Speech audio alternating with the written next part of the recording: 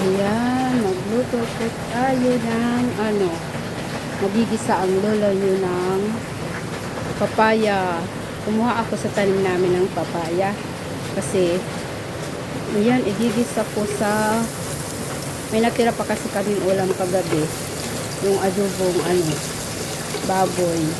Kaya, ayan po, magluluto na lang ako ngayon ng, papaya. Gigisang papaya. Fresh papaya. Ayan. Bisa-bisa ang lola niya. Ano ba yan? Ulan na yan, bagyo. Tulusong na eh. Tuloy-tuloy naman ang ulan. Nagbaraha-baha na dyan. Kawa naman yung mga binabaraha. Dito nga sa aming kwarto, na yung pader, nag-leak na.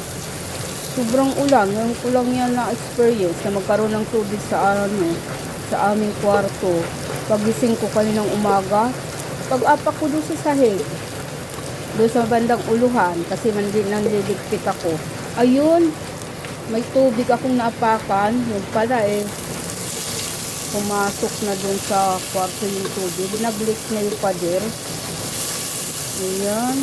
Ngayon lang kasi yung ulan. Yung parang ang haba ng ulan ngayon. Kasi nga dahil doon sa sunod-sunod yung bagyo, Kaya, mas lalong kawawa yung mga binabaraha. Ay, Diyos niyo. Ayan, buti na lang may tanim kami. Kahit paano, hindi na ako lalabas ng bahay para bumili ng ulam. Kukuha na lang dyan, pipitas na lang. Daming bunga ng papaya namin Yung isang papaya nga namin dito sa likod, pinaubos ko na sa kapatid ko kahapon. Gawin daw niyang atsara.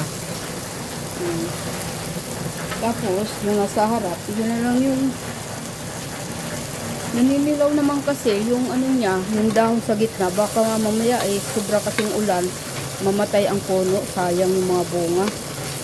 Pahinugin sana namin yun, kaso parang nasisira dahil sa ulan, kaya ginugulay ko na lang. Yan po. Yan.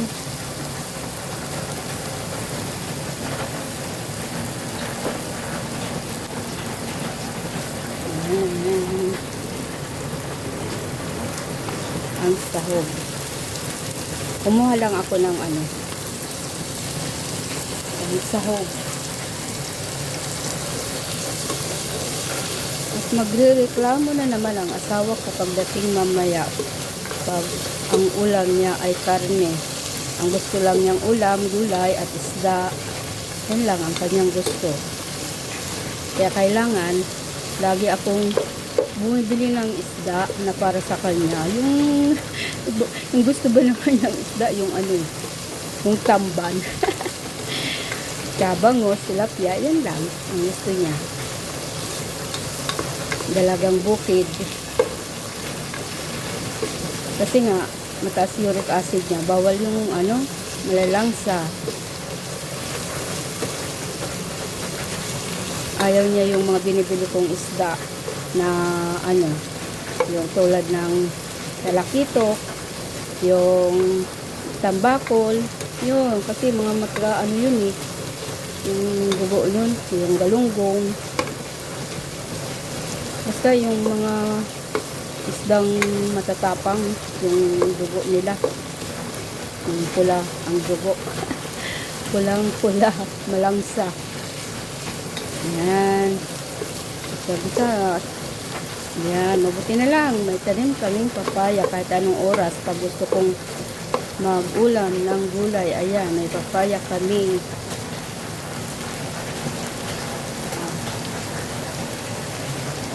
Ito na, 2 papaya ang kinuha ko. Yan, hanggang gabi na namin ulam yan.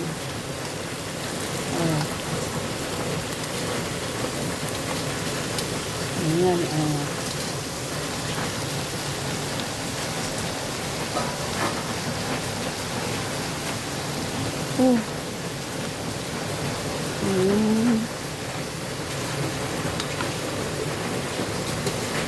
Marami, dalawang papaya, oh. Sarap yan, sariwang gulay, sariwang papaya. At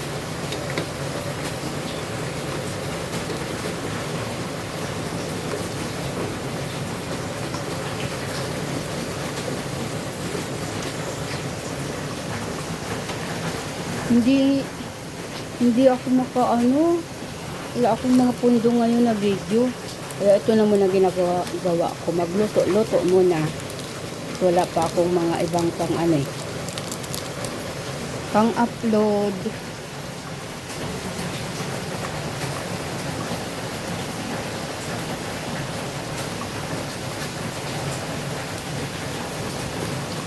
Pero ano, pupunta kami sa Sabado sa Nueva Ecija. Naku, sana wala naman ang ulan.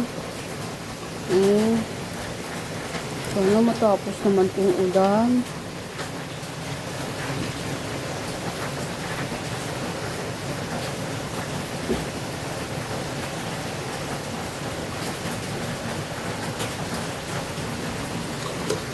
Ayun nga oh, yung isa kong friend nga oh sa YouTube.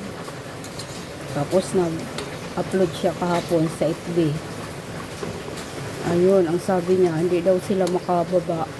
Ayun, para bumili ng pagkain. Kaya pag ngayon daw ay maghapon pa ang, pag hindi pa tumigil ang ulan, wala na daw silang pagkain. Kasi nga, hindi nga makababa para bumili. At baha. Naku, sa Bulacan pa naman. Yung bahain dyan. Yung kulang doon sa Manila. Hindi kasi ako nanonood ng, hindi ako nakapanood ng mga balita. At nabibisi nga ako sa mga ginagawa ko. Kung hindi magbukas ng TV ang anak ko, hindi ako nakapanood ng balita eh. Yan. Pan muna.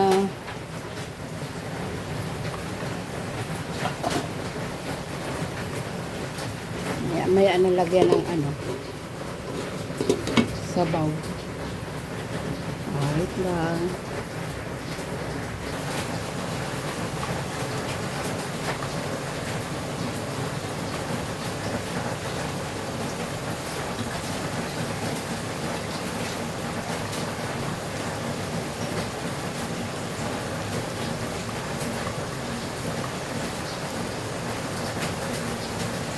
Ayan, lagyan ko na ng konting sabaw.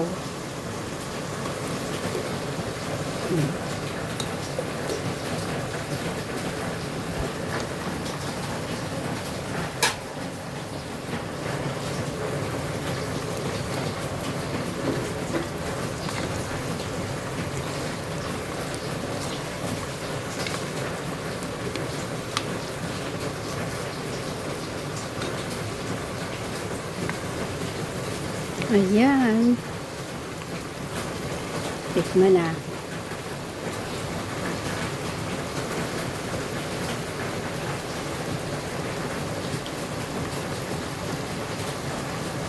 Okay na? Okay na. Luto na. Ayan, oh. Ang papaya. Fresh papaya. Ito kasi sa amin, pag nag-aadobo kami, ang mga natitira, mga ano, yung laman ba? Yung mga taba, ang siyang nauubos. Kaya ayan, wala na tuloy taba akong pansahog. Mga laman na lang itong sinahog ko. Yan po, oh. Tapos, ayan na, okay na yan. Oh.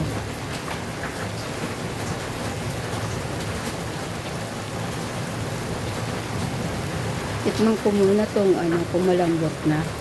Patutulogin ko na yung aking apo eh. Ayan. Patutulogin na. Maagang nagising.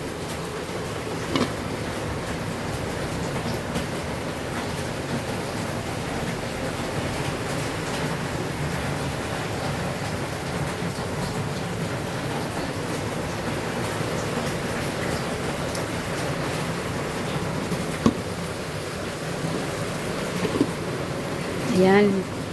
Okay na po yan. Thank you. Thank you for watching. Bye-bye. God bless po. God bless us all. See you in my next video. Please don't forget po to like. Pindot po yung like. Pakipindot po. Yun. And comments. Bye-bye.